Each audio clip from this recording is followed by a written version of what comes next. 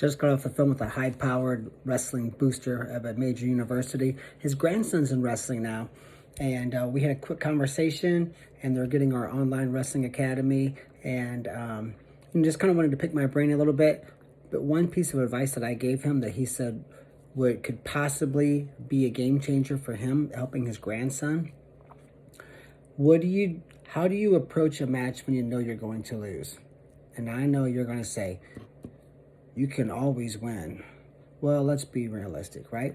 If I get pinned 4 weekends in a row by the same kid, and I'm 8, or I'm even a high school freshman, the odds are against me, okay? How do I approach that match, sort of emotionally? We say this: you set an attainable goal. This is nothing new, right?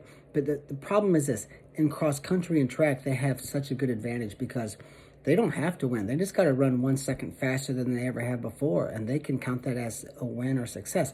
Where in wrestling, you're either a winner or you're a big fat loser, right? So you say, okay, I got hit with cross-face cradles and arm bars against this kid last time. I've worked that for the past 2 weeks, those counters. I've set a goal that I'm going to have an 8-point match with this wrestler. If I can beat him, I'm certainly going to try, but I understand that for me, I have got to close the gap.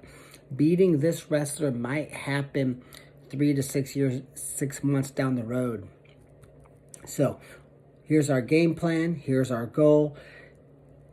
We've worked the technique issues. We maybe even ironed out a few of the mental blocks, you could say, and the hurdle of psyching ourselves out. We're controlling our thoughts. We're focusing on what we can do, right? And not what we can't do. We're focusing on a goal, and we're going to count this as a win. Technically, you could say, if we have an 8-point match with this kid, we're going to count it as a victory. And so now your wrestler's, he's excited, man. He's excited about this butt kicking, you could say. And he's getting mentally prepared for the match just like you would if you're wrestling someone that you know you're probably going to beat, or that you know you can beat.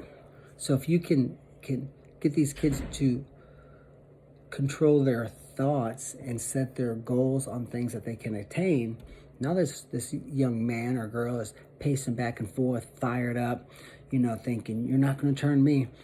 I'm going to stop the cradle this time. You can't armbar me. I know how to stop it. And we're going to have a close match. I got a target on your chest.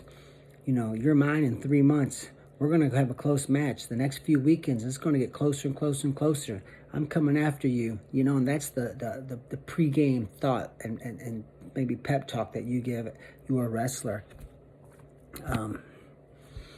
So now they go out there and they have a good emotional outlook on how to approach this match when they know they're going to get their butt kicked.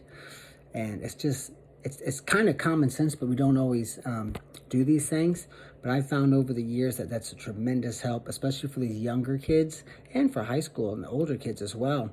But, focus on closing the gap in what you can do and say, if I have a PR in track, it's a personal record, that can have a personal record against this opponent who's probably going to beat me, but I'm excited about closing the gap. And I can sort of wrap my mind around that goal and objective, and it can make wrestling very exciting and take the stress and struggle and anxiety out of wrestling. Good luck.